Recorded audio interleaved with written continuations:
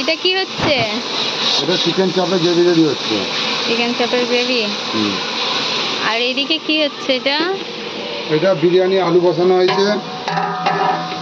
এটা কি ভাজছে এগুলো? এগুলো খাসির চর্বি। খাসি না ছাগলের?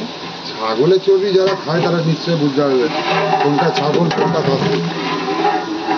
কি কি আছে দাও?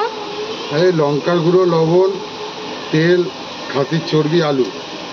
আর কোনো রকম রং ইউজ করা হয় না, আলু দেখলেই মানুষ বুঝতে পারবে।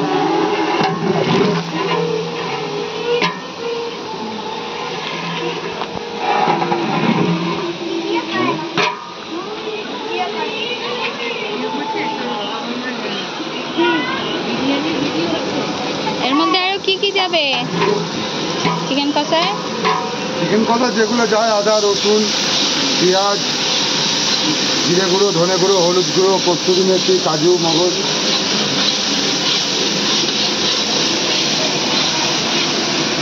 আর অত লঙ্কা